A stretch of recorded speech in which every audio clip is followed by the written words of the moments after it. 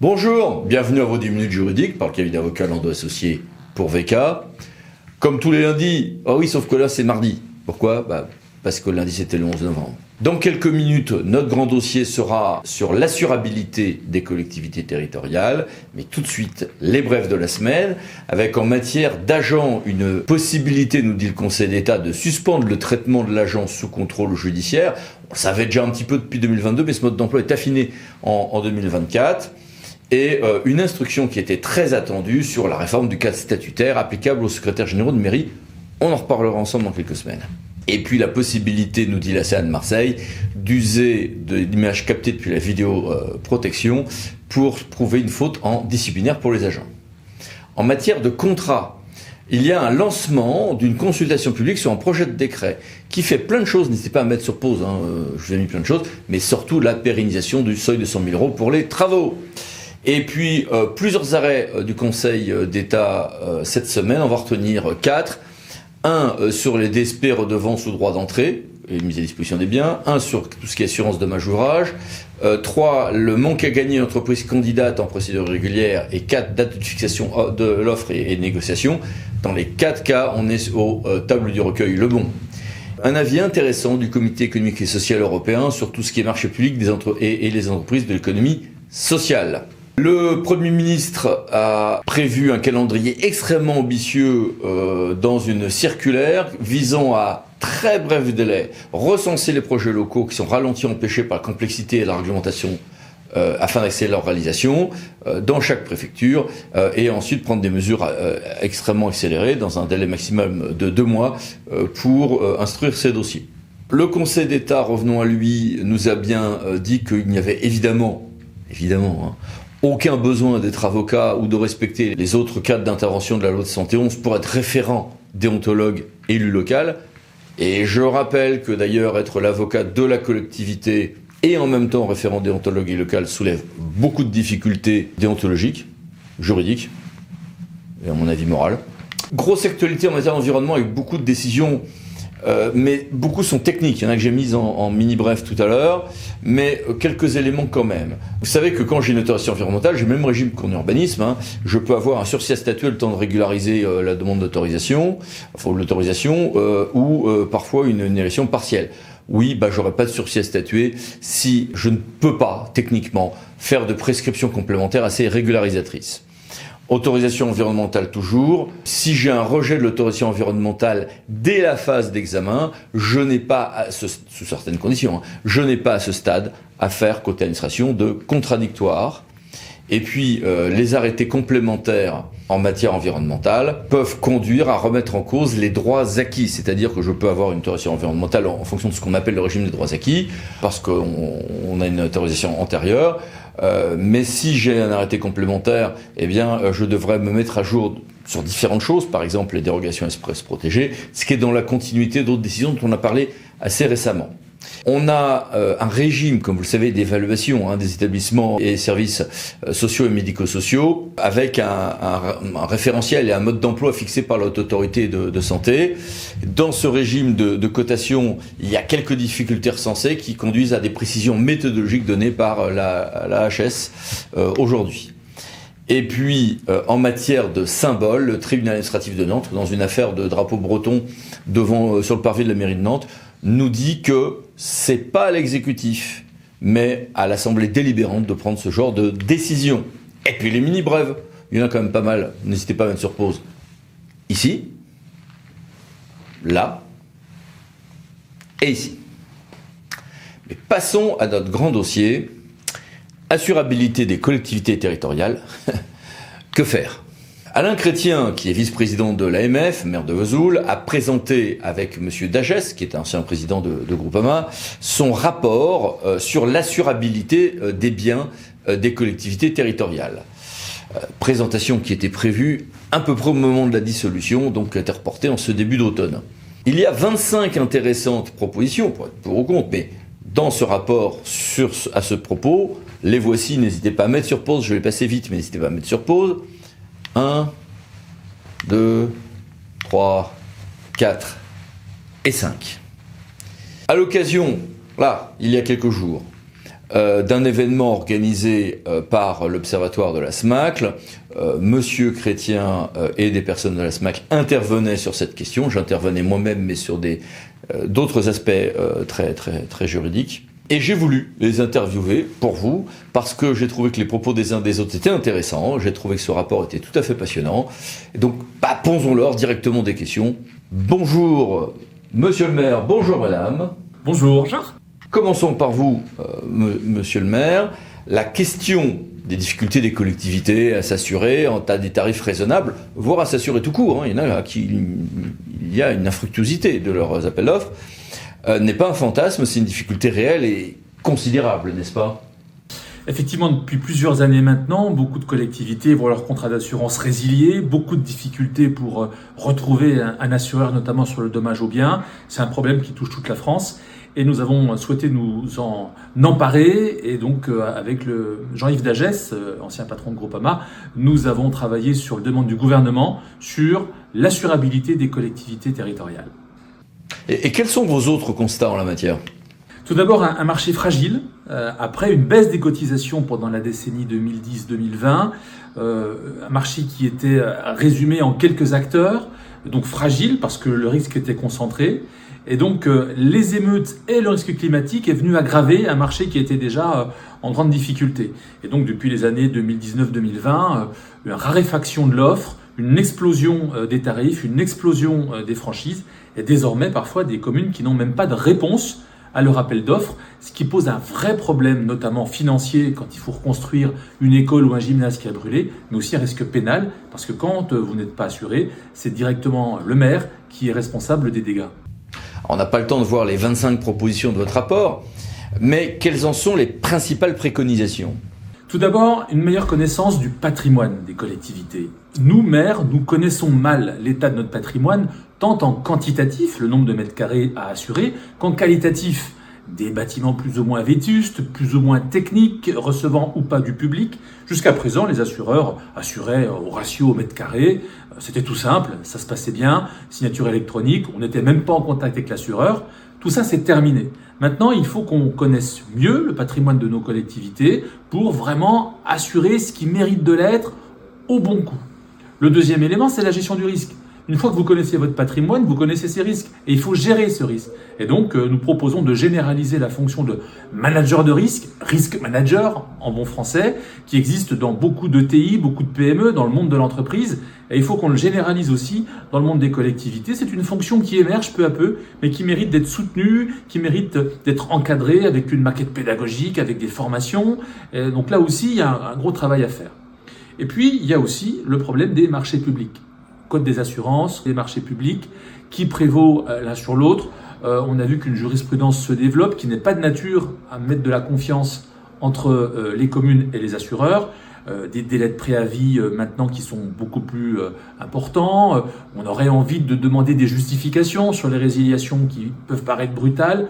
Donc, il faut qu'on revoie la pratique des marchés publics, avec notamment une remise en cause de la prépondérance de l'appel d'offres, qui aujourd'hui est systématiquement préconisé par l'État. Il faut qu'on retrouve une manière de négociation, une manière de négocier avec notre assureur, parce que comme on l'a dit, les biens à assurer sont très divers les uns par rapport aux autres. Donc, mobiliser la procédure de marché négocié, qui nécessite plus de technicité, mais qui est plus efficace au bout du compte. Et donc ça, là aussi, ça nécessite que l'État revoie ces procédures des marchés publics, avec peut-être une adaptation à la marge du code. Vous avez aussi envisagé la mutualisation de certains risques par le régime des fonds de garantie, comme pour l'ONIAM, comme pour l'amiante par exemple. Effectivement, on a fait un focus sur le risque émeute. Malheureusement, nous avons connu des événements dramatiques l'été dernier qui se sont réitérés en Nouvelle-Calédonie. Donc le risque émeute est devenu un risque récurrent qu'il va falloir traiter. Et on fait le parallèle avec Jean-Yves Dagès sur le risque naturel, catastrophe naturelle. C'est un risque sériel, extraordinaire, avec une ampleur inédite et qui doit être traité comme tel. Pour ce faire, il existe déjà un outil qui s'appelle le GAREAT, qui est un fonds qui a été créé par les assureurs à l'issue des attentats du 11 septembre, qui pourrait être le fonds élargi aux émeutes et ainsi servir de garantie. Le risque dans cette affaire, c'est qu'il y ait une France à deux vitesses, des communes qui continueront à être protégées, certes avec des cotisations plus élevées, et puis des communes qui ont connu des émeutes qui ne seront plus protégées parce que les assureurs refuseront de s'engager sur ces communes. Il faut absolument qu'on mutualise le risque émeute pour éviter ces communes qui soient sorties totalement du système assurantiel. Bon, en attendant que ces réformes voient le jour, est-ce que vous avez des conseils opérationnels pour déjà s'en sortir là, à court terme ? Il faut déjà faire un diagnostic complet de ces bâtiments. Ça, c'est essentiel. Il faut mobiliser des ressources déjà existantes. Pas la peine d'embaucher, pas la peine de se remettre en cause complètement. Utiliser les ingénieurs, les techniciens territoriaux, les agents techniques pour mieux connaître son patrimoine. Avoir un interlocuteur physique. Nous souhaitons aussi que les assureurs reviennent sur le terrain et qu'ils recréent cette relation de confiance humaine. Les hommes, les femmes doivent travailler ensemble et pas simplement par informatique ou par signature électronique. Et je fais souvent le parallèle, notre assureur c'est comme notre médecin. On vient le voir quand ça se passe mal, mais on a beaucoup confiance en lui pour nous aider soit à guérir, soit à être à nouveau protégé et indemnisé quand les dégâts sont là. Donc il faut recréer cette relation humaine de confiance. Nous sommes partenaires, nous devons être partenaires et surtout pas nous opposer les uns face aux autres. Et passons maintenant à la compagnie d'assurance. Médiatiquement, l'assureur se retrouve dans l'œil du cyclone et c'est sans doute injuste, mais c'est ainsi. Quel est votre vécu, à vous, de ce phénomène ? Nous, ça fait quelques années où on le vit très mal, en toute franchise. C'est extrêmement compliqué de notre côté. L'année 2022 a été un record au niveau des sinistres climatiques. C'était plus de 100 millions d'euros pour la SMAC. En 2023, nous avons eu les violences urbaines, avec plus de 65 millions d'euros à la charge de la SMAC. On a assuré tous les 3/4 des communes qui ont été touchées. Donc, on a eu un très gros tribut en fait, à payer sur ces émeutes.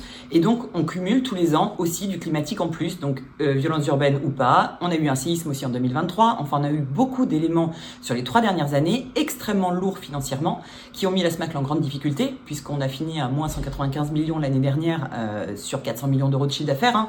Donc ça commence à faire beaucoup. L'année d'avant, on était à moins 150 millions. Donc on est clairement, il y a un problème de survie, enfin il y a un enjeu de survie de la SMAC. Et si la Maïf n'avait pas recapitalisé et n'avait pas redonné de l'argent, il n'y aurait plus de SMAC aujourd'hui. Donc c'est un enjeu, enfin voilà, la problématique d'assurabilité, on la vit tous les jours. C'est l'angoisse, on va dire, dès qu'il y a un coup de vent ou dès qu'il y a un petit peu trop d'eau, où on se dit quelles vont être les conséquences sur les patrimoines des collectivités, sur les collectivités au quotidien et nous, par ricochet, sur nos contrats d'assurance. Et quelle est la quote-part économiquement dans ces phénomènes des gros sinistres liés aux évolutions climatiques ou sociales? Et quelle est la quote-part de la dégradation d'une sinistralité plus usuelle? On a plus de la moitié des sinistres aujourd'hui qui sont liés à l'exceptionnel, donc tous les ans. Donc ça va être du climatique, des violences urbaines, le séisme, enfin voilà, ce genre de choses. Et le reste après, c'est une augmentation de fréquence, une augmentation des coûts moyens. Enfin, c'est-à-dire du coût du sinistre. En 2020, quand on reconstruisait un gymnase par exemple, ou quand il y avait un gros sinistre, dégâts des eaux, on va dire sur un gymnase, on en avait pour 300 000 euros. Aujourd'hui, on sait qu'on en a pour 800 000 euros. Donc il y a l'inflation joue évidemment, donc le coût de reconstruction des matériaux. Donc on a tous ces facteurs qui s'accumulent et qui font qu'en bout de course, on se retrouve dans une situation totalement déséquilibrée pour nous, assureurs, et avec évidemment une répercussion sur les contrats d'assurance et sur les renouvellements qui sont à faire. SMAC l'assurance a été créé par des élus pour les collectivités. Donc nous, notre raison d'être, c'est d'être aux côtés des collectivités, de les accompagner, de permettre de poursuivre la continuité du service public. Et nous, c'est notre enjeu. C'est ce qui nous fait avancer, voilà. Et toute l'entreprise est derrière cet enjeu. Et donc, comment on fait pour nous, assureurs des collectivités, continuer à être aux côtés des collectivités, les aider, les accompagner, à aider à mieux connaître leurs risques, à mieux anticiper, à mieux travailler leur patrimoine, leurs responsabilités, enfin, à essayer de les accompagner, de rester à leur côté, de rester aux côtés des collectivités pour les aider et pour qu'elles répondent mieux et que on puisse avoir aussi un retour de la concurrence, parce qu'il y a cet enjeu qui se joue aussi, c'est-à-dire qu'aujourd'hui, on se retrouve avec très peu d'assureurs sur le marché qui répondent aux appels d'offres, ou en tout cas qui se positionnent sur des marchés de collectivités, et donc on ne peut pas être l'assureur unique des collectivités, c'est pas possible. Et quelles sont celles des propositions du rapport, ou certaines des propositions du rapport de messieurs Chrétien et Bdagès, qui répondent à vos propres aspirations? Il y a beaucoup de pistes, enfin en tout cas beaucoup de solutions sur lesquelles on se retrouve, notamment le dispositif à 3 étages, le fameux dispositif à 3 étages avec un premier niveau sur une franchise ou en tout cas une prise en charge par la collectivité des sinistres, on va dire récurrents, la débroussailleuse qu'on passe et qui fait une projection de cailloux sur toute la rangée de voitures qui est garée. Ça, c'est de la récurrence, c'est extrêmement fréquent. Et nous, ça nous coûte extrêmement cher en coûts de sinistre et en coûts de gestion. C'est plus de 3 millions et plus de 3000 dossiers et plus de 3 millions d'euros par an, hein, donc c'est pas neutre. Donc l'idée, c'est que sur ces sinistres de faible ampleur et qui sont du récurrent et qui sont du courant et qui peuvent être amoindris, en tout cas diminués par des solutions de prévention, que la collectivité mettra en place. Donc ça, que ce soit la collectivité qui garde cette première partie. Ensuite, un deuxième étage avec le rôle de l'assureur. Vraiment, là, on joue notre rôle. C'est-à-dire que nous sommes là pour garantir l'aléa, pour assurer l'aléa. Le gymnase qui brûle, voilà, parce qu'il y a eu un problème. Donc, un gymnase qui brûle, grosso modo, c'est 7 millions d'euros. Donc, c'est pas neutre non plus. Il y en a plusieurs par an. Mais en tout cas, voilà, le coup de vent, l'inondation qu'il y a eu. Enfin, voilà, on est là aussi pour ça. Hein. Enfin, l'assureur, nous, on ne veut pas sortir de ce dispositif-là. Et on reste bien sur cette activité-là. Et c'est bien notre raison d'être. On assure cette partie-là. Et ensuite, le troisième étage, qui est plus complexe à gérer puisque c'est la partie extraordinaire, on va dire, de la sinistralité. Donc, typiquement, les violences urbaines, le séisme, des tempêtes qui ne seraient pas catastrophes naturelles, où là, il y aurait une responsabilité, ou en tout cas, il y aurait une prise en charge publique à définir laquelle. Là, il y a beaucoup de travaux qui sont en cours aujourd'hui, mais typiquement, ça peut être une des solutions que l'on pousse. Tout comme la prévention. La prévention, on pousse beaucoup la prévention aujourd'hui. Pour nous, c'est un vrai levier pour réduire les coûts et réduire l'intensité des sinistres. Et quel dispositif de prévention, à titre d'exemple ? La mise en place de vidéosurveillance dans un espace qui est plutôt dans un renfoncement et où on sait que régulièrement il y a des vandalisations, il y a des choses ou des feux de poubelle ou ce genre de choses. Donc voilà, typiquement ça peut être ce genre de choses. Ça peut être la mise en place du plan communal de sauvegarde avec des exercices, des vraies mises en situation avec donc soit PCS, soit PICS, donc le PIX côté intercommunalité, mais avec des vraies mises en œuvre avec tous les acteurs qui sont des mises en situation réelles. Il y a plusieurs collectivités qui le font avec de très bons résultats. Tous les acteurs dans ce domaine que je rencontre dans le cadre de mon métier, d'un côté comme de l'autre, me disent qu'il faut aussi faire évoluer les pratiques, voire le droit des marchés publics. Pour les agents qui rédigent les cahiers des charges, parce qu'on sait qu'aujourd'hui c'est extrêmement compliqué pour eux d'avoir des réponses et ils savent plus comment faire. Enfin, voilà, ils s'interrogent en tout cas sur comment ils font aujourd'hui. C'est de mettre un maximum d'informations dans le cahier des charges, de tout ce qu'ils peuvent mettre en place aujourd'hui en termes de prévention. Donc que ce soit des diagnostics faits par des cabinets extérieurs sur la résilience de leur bâtiment, sur comment font l'électricité. On en parlait aussi sur le bilan énergétique de leur bâtiment, sur les mesures de prévention qu'ils ont faites, sur les mises en situation, sur tout ce qui pourrait aider l'assureur à se positionner sur le risque, à mieux connaître en tout cas le risque et la façon dont la collectivité appréhende et gère sa connaissance des risques. Bien, merci beaucoup, au revoir. Merci, bonne journée. Et merci à vous. À bientôt pour une nouvelle vidéo, les 10 minutes juridiques, parlant d'associés pour VK. Pensez à vous abonner, c'est par là. Allez, à bientôt, au revoir.